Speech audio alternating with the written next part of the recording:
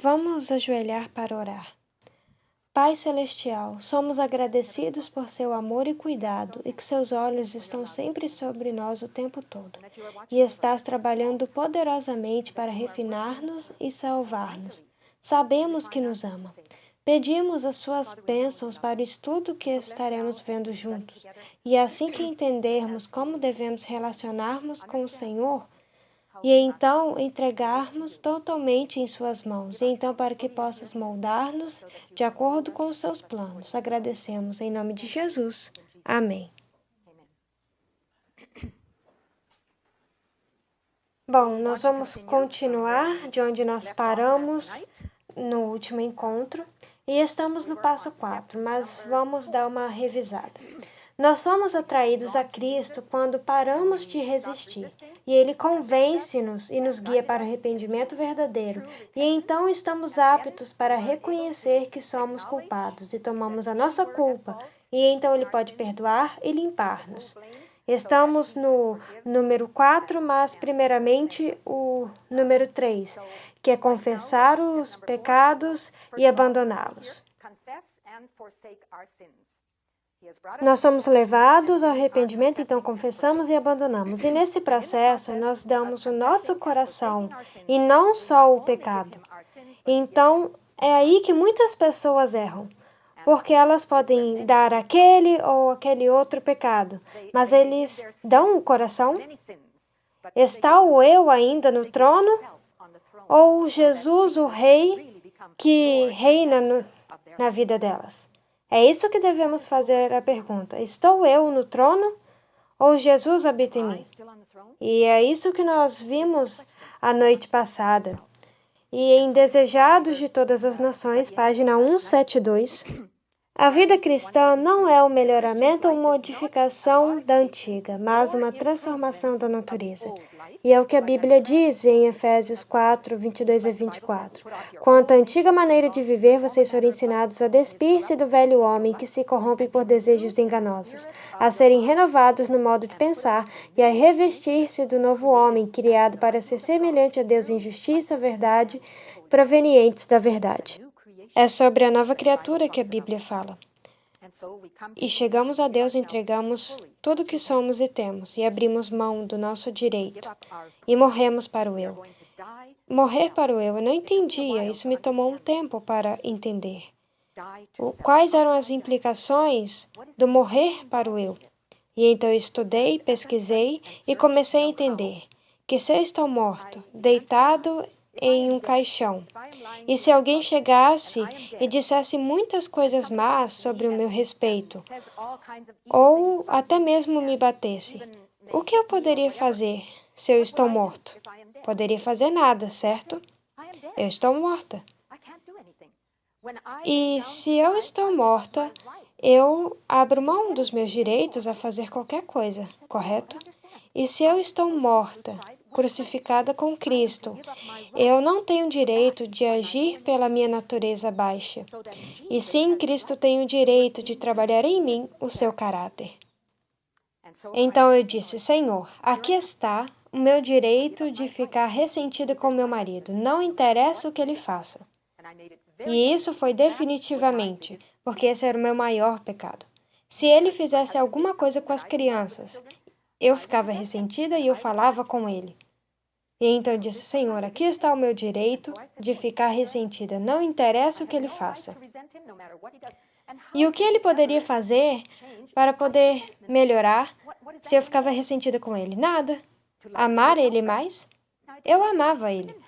E aí não tínhamos grandes problemas, mas eram esses pequenos problemas que minavam a unidade do lar. E esses tinham que ser abandonados. Vem para Cristo. Se você tem alguma atitude errada para com alguém, amargura, isso não pode ser levado para o céu. Inveja, murmuração, ressentimento, animosidade, esses são defeitos de caráter. E o caráter é a única coisa que vamos levar para o céu. E então temos que estar certos de que o nosso coração está completamente rendido a Deus. A consagração deve ser inteira. Deus não admitirá nenhuma reserva, nenhum sacrifício dividido.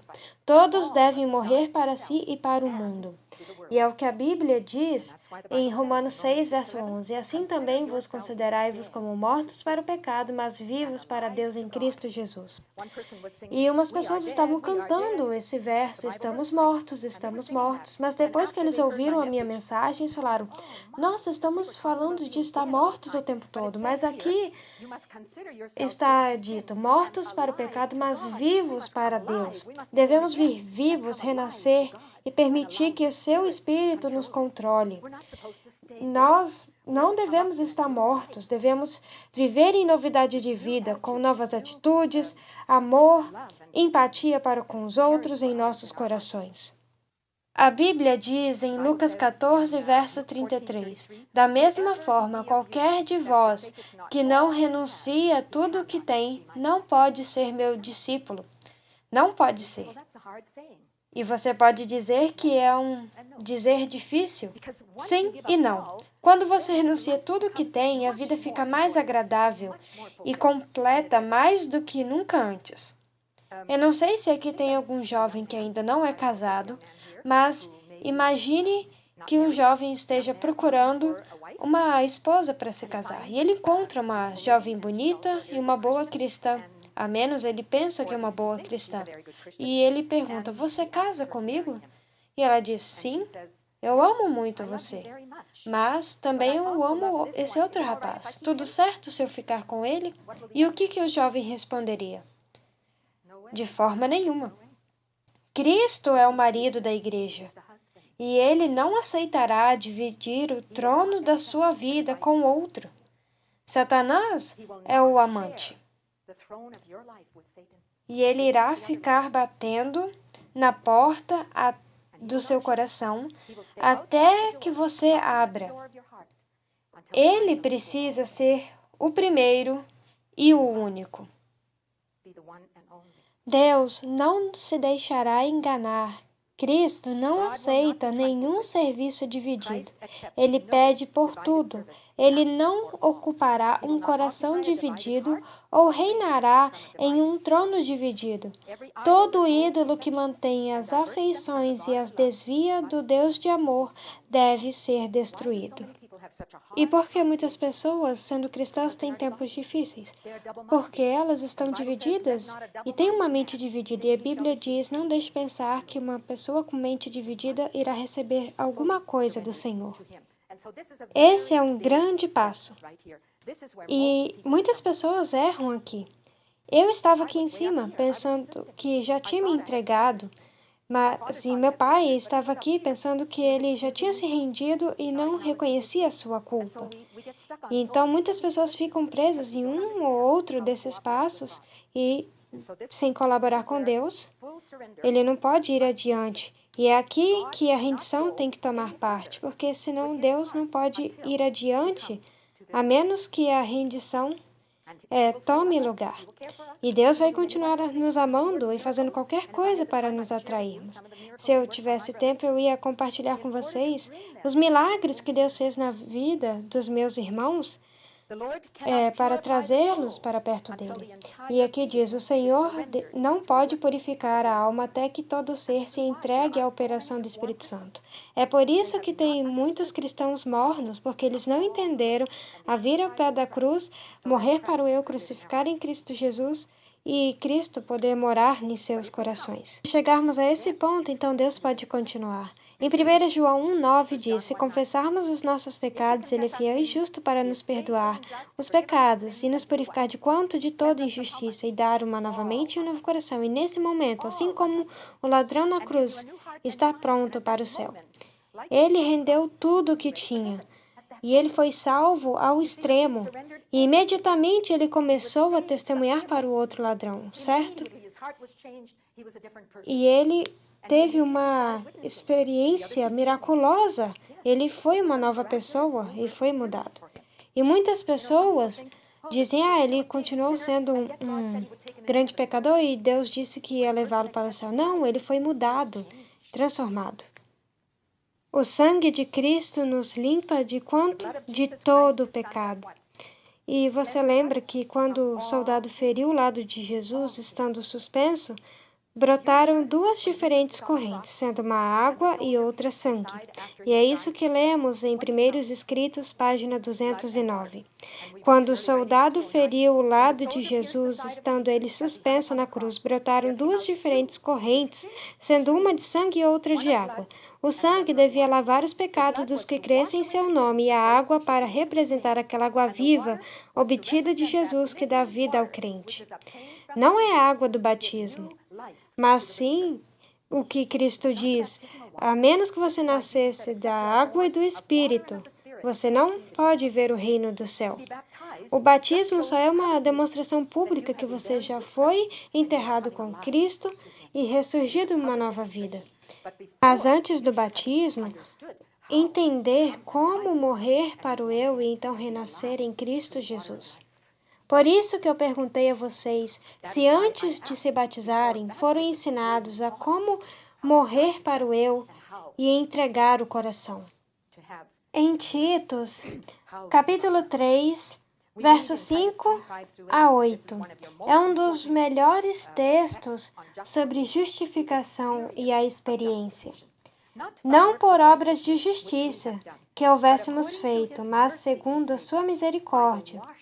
Ele nos salvou mediante a lavagem da regeneração e da renovação pelo Espírito Santo, que Ele derramou ricamente sobre nós por meio de Jesus Cristo, nosso Salvador, a fim de que, justificados por sua graça, sejamos feitos seus herdeiros segundo a esperança da vida eterna. É muito importante entendermos isso, que é aqui que a justificação toma lugar, e é Deus que faz essa obra em nós. Nós não podemos purificar o nosso coração, mas Deus pode, a menos que nos rendemos a Ele e demos o direito de transformar o nosso coração. E isso também é chamado de perdão e justificação. São a mesma coisa. O perdão tem um significado mais amplo do que muitos supõem. O perdão de Deus não é apenas um ato tradicional pelo qual Ele nos liberta da condenação. Ele está nos declarando justiça. Não apenas nos declarando justiça, mas também nos tornando justos. Não é apenas perdão pelo pecado, mas também reclusão do pecado. É a efusão do amor que redime, que transforma o coração.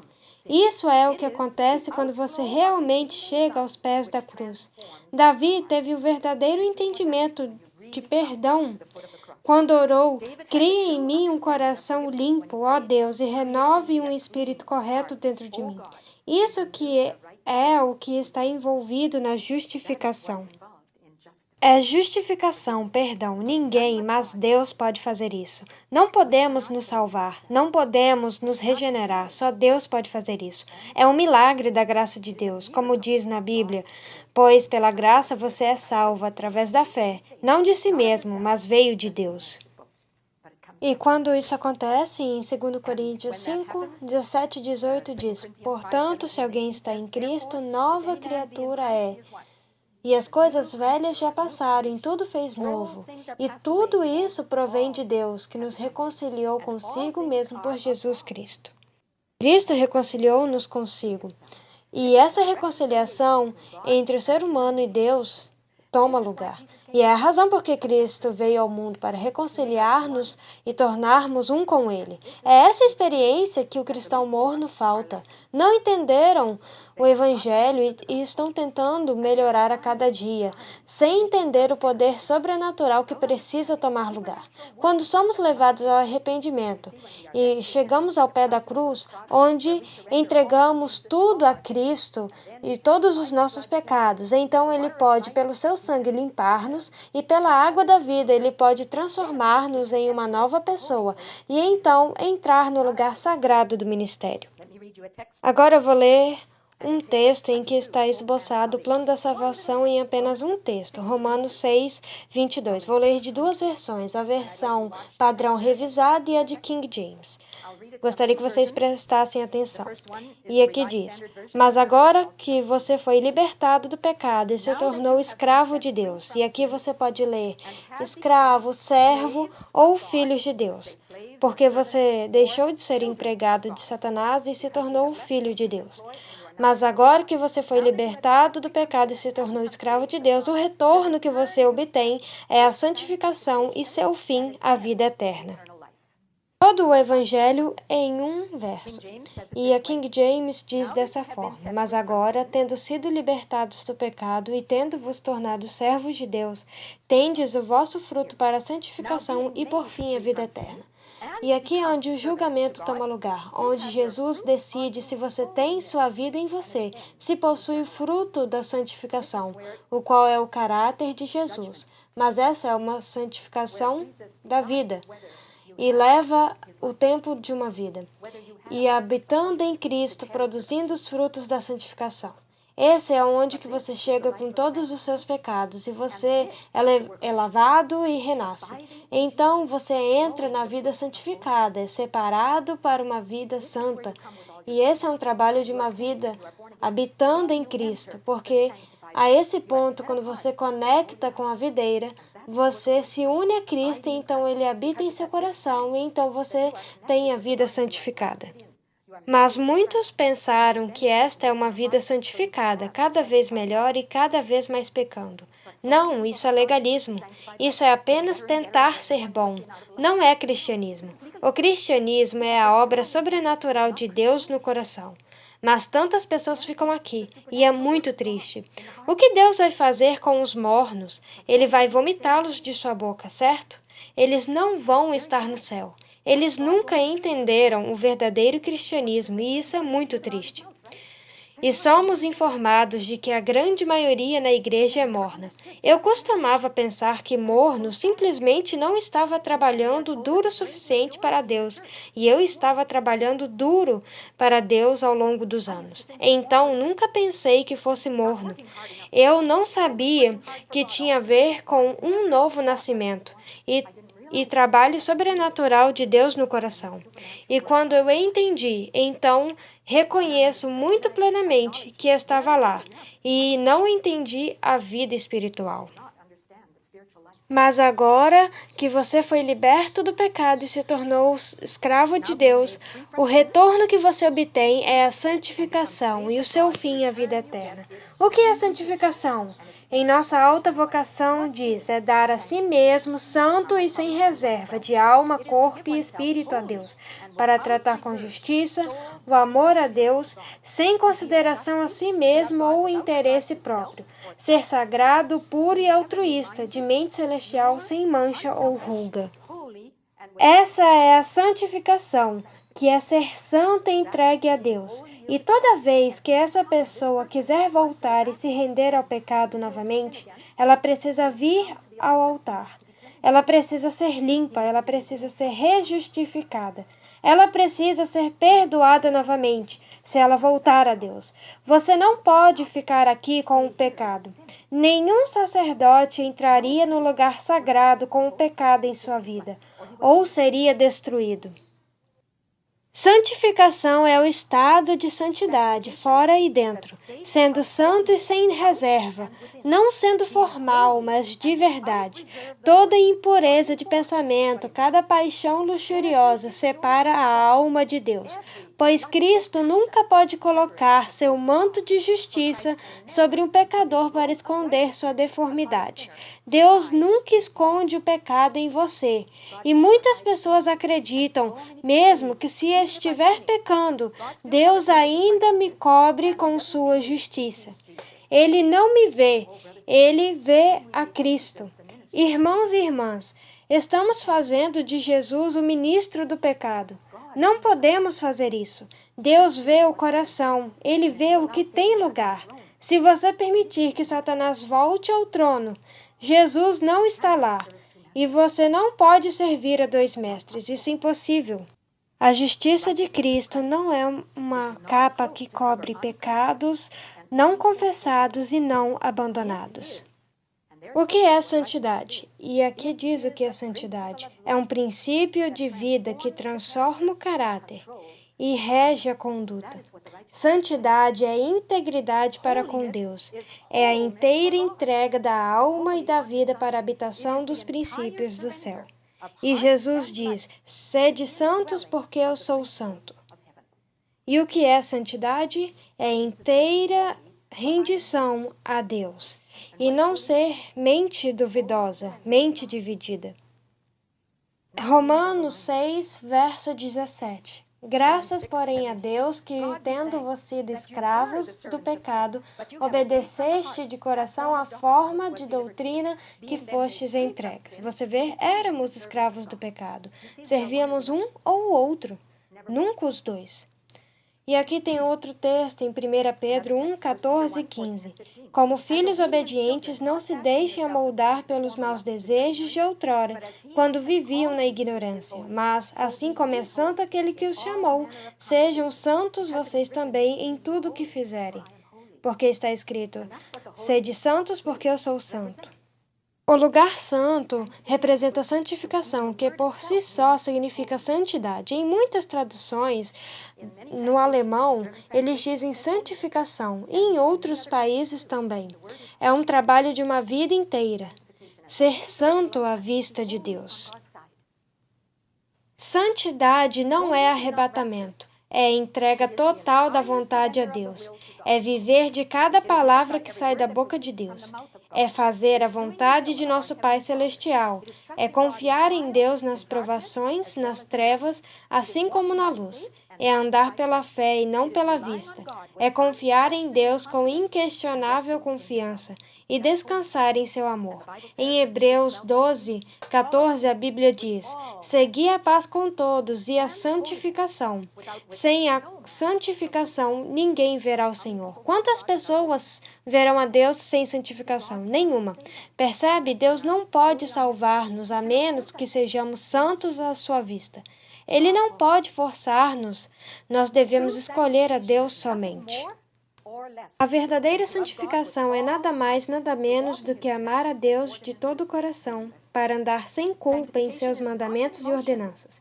A santificação não é uma emoção, mas um princípio nascido do céu. E lá novamente chegamos a este princípio nascido do céu, o Espírito Santo vindo de Cristo, que é representado pela raiz, e fluindo para o coração da pessoa que se rendeu.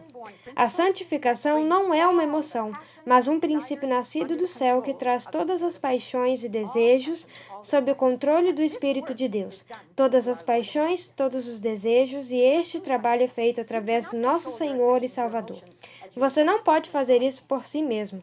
Se você não pode controlar seus afetos, suas emoções como gostaria, mas Deus pode, se ficarmos rendidos. E falaremos mais sobre isso esta tarde e no restante desta manhã. Como ficar rendido? Como Jesus prometeu fazer isso por nós, quando chegarmos ao pé da cruz. Qual é a nossa parte nessa etapa? Acreditar. E acreditar. Isso é difícil? Sim, para a maioria das pessoas é difícil. Assim como lemos, como Moisés levantou a serpente no deserto, assim também deve o Filho do Homem ser levantado para que todo aquele que nele crê não morra, mas tenha vida eterna. E se eu não acreditar no que Jesus pode fazer, ele não pode? Se eu não acreditar, ele não pode fazer por mim. A Bíblia diz que sem fé é impossível agradar a Deus. Bem, o que devo fazer para ter essa fé? A fé vem por ouvir e ouvir a palavra de Deus. Devo passar um tempo com Deus para ter fé, para acreditar que Ele pode fazer o que prometeu fazer. Você confessou seus pecados e em seu coração você os colocou de lado. Você desistiu do direito. Em seu coração você os colocou de lado. Você decidiu se entregar a Deus. Agora vá até Ele e peça que Ele lave seus pecados e lhe dê um novo coração. Então creia que Ele fará isso, porque Ele prometeu. E então você veio, você confessou e agora acredita que Ele pode fazer essa experiência por você. Você se lembra de quando os israelitas foram mordidos por serpentes? Deus estava cuidando deles, mas eles eram tritões e complacentes. E em um ponto Deus disse: tudo bem, eu vou dar um passo para trás. E imediatamente as serpentes estavam lá. Eles foram mordidos. e muitos estavam morrendo. E em seguida gritaram a Deus. Moisés ergueu este mastro com uma serpente de bronze, representando Cristo, tornando-se pecado por nós, e disse às pessoas, se quisessem apenas, olhe e acredite que Deus iria curá-los. Aqueles que olharam e acreditaram que estavam instantaneamente bem. Outros não acreditariam, mesmo que vissem as pessoas estando bem. Eles não acreditariam e eles não olhariam, e Deus teve que deixá-los morrer em seus pecados, porque Deus não vai forçar a nós. Ele é um Deus de amor e não de força. Ele tem muito poder e ele poderia forçar, mas ele não faz. E aquelas pessoas morreram em seus pecados. E nós, acreditamos? Jesus deseja que nos cheguemos a Ele tais como somos, pecaminosos, desamparados, dependentes. Podemos ir com todas as nossas fraquezas, leviandade e pecaminosidade e lançar-nos arrependidos aos seus pés. Ele tem prazer em nos estreitar em seus braços de amor, curar nossas feridas e purificar-nos de toda impureza. E sabe o que mais diz? É aqui que milhares erram.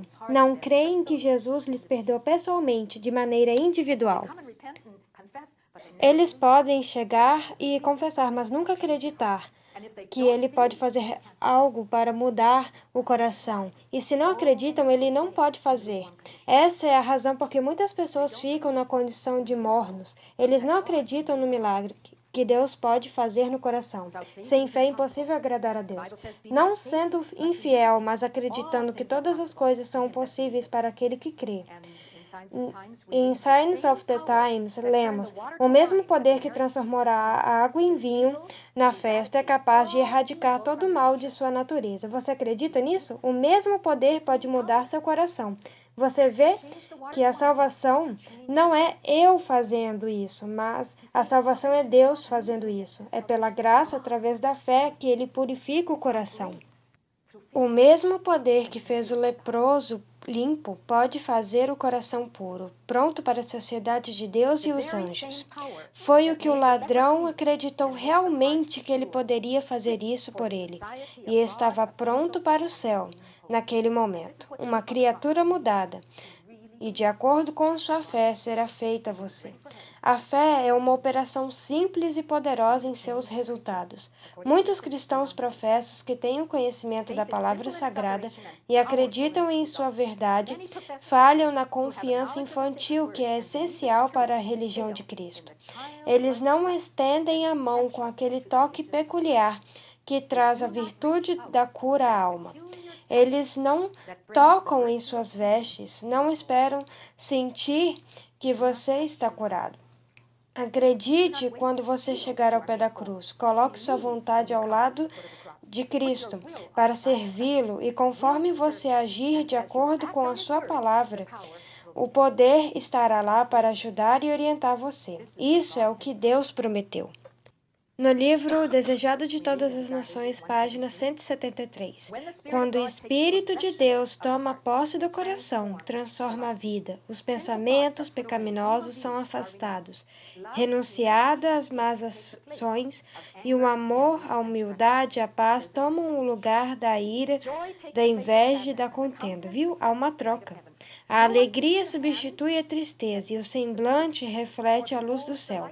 Ninguém vê a mão que suspende o fardo, nem a luz que desce das cortes celestiais. A bênção vem quando, pela fé, a alma se entrega a Deus. Então, aquele poder que olho algum pode discernir, cria um novo ser à imagem de Deus. Isso é o que acontece no novo nascimento, é o que acontece quando as pessoas realmente entendem o que está envolvido em vir a Cristo. O ladrão na cruz até viu a luz descer dos tribunais acima, e tudo estava escuro ao redor da cruz. Quando ele se rendeu, e no momento em que ele se rendeu, os céus se abriram e a luz desceu. Não foi maravilhoso da parte de Deus fazer isso? Todo mundo duvidava, e que houvesse apenas um ponto brilhante para Jesus na cruz, a fé do ladrão. Os discípulos e Maria, a mãe, estavam todos duvidando que ele fosse o Messias, e o ladrão acreditou. Acreditamos realmente? Acreditamos no que Deus pode fazer. Aqueles que recebem o Salvador se tornam filhos de Deus. Eles são filhos espirituais, nascidos de novo, renovados em retidão e verdadeira santidade. Suas mentes são transformadas. E lemos em Signs of the Times de 1902. Devemos aprender de Cristo, devemos saber o que Ele é para aqueles que Ele resgatou. Devemos perceber que, através da crença nele, é privilégio ser participantes da natureza divina e assim escapar da corrupção que há no mundo pela luxúria. E é isso que 1 Pedro nos diz, que então estamos limpos de todos os pecados, todos os defeitos de caráter. Não precisamos reter nenhuma propensão pecaminosa. Não precisamos, mas se não acreditamos, seremos as mesmas pessoas. E agora que viemos e estamos conectados com Cristo e estamos permitindo que Cristo vive em nós, quando então entra na vida espiritual. O Evangelho deve ser apresentado não como uma teoria sem vida, mas como uma força viva para mudar a vida. É o que o Evangelho é. E não me envergonho do Evangelho. É o poder de Deus para a salvação de todo aquele que tem fé. Este poder não está no instrumento humano. O que isso significa? Eu não posso chegar e dizer, irmã, aqui o poder, pegue-o. Não, onde ele está? Está em Cristo. Somente quando você permite que ele viva no seu coração, então você tem o poder. Somente se submeter à sua vontade e agir segundo ela, você terá o poder. Só quando você habita em Cristo, e em qualquer momento você pode bloquear o fluir do poder, e então você age por si só. Mas todos quantos receberam, deu-lhes o poder de serem feitos filhos de Deus, aos que creem no seu nome. Este poder não está no instrumento humano, é o poder de Deus. Quando uma alma recebe a Cristo, recebe também o poder de viver a vida de Cristo. Cristo se conecta com todos os homens, a si mesmo, e então há poder do Espírito Santo. Em João 15, verso 5 diz, eu sou a videira, vós sois os ramos. O ramo tem poder em si? De onde vem o poder? O poder vem da raiz. A seiva representa o Espírito Santo e a raiz, a Cristo.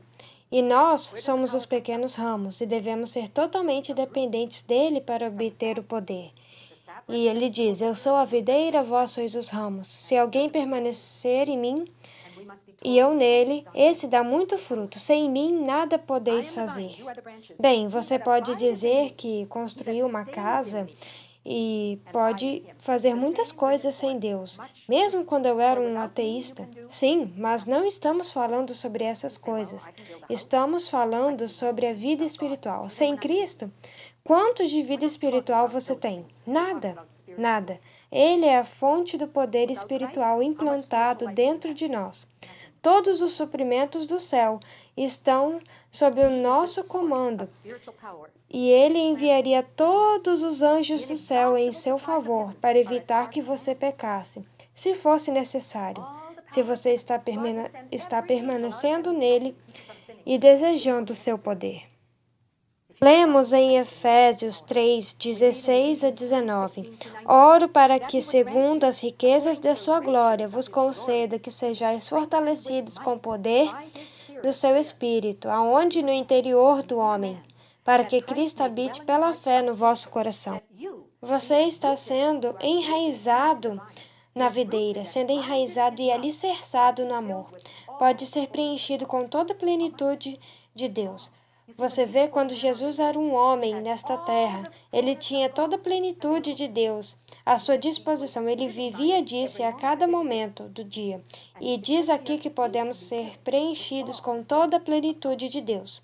A religião do Evangelho é Cristo em vida, um princípio de ato vivo, é a graça de Cristo revelada em caráter e realizada em boas obras. Esta é a religião do Evangelho. Todos devem obter uma experiência de vida para si mesmos. Que o Senhor nos ajude a morrer para nós mesmos e nascer de novo, para que Cristo viva em nós um princípio de ato vivo, um poder que nos manterá santos. E isso é o que Deus quer fazer por seu povo. E é isso que eu não entendia. Eu era ignorante, assim como Paulo, em Romanos 10, 2 e 3, ele fala para seus companheiros judeus que ele tinha um zelo para Deus. E eu também tinha. Eu era missionária, eu queria trabalhar para Deus, e eu amava trabalhar para Deus. E eu tinha zelo por Deus. mas não era um zelo com entendimento, visto que não conheceram a justiça de Deus e procuraram estabelecer a sua própria justiça e não se sujeitaram à que vem de Deus. E é isso que eu não entendia.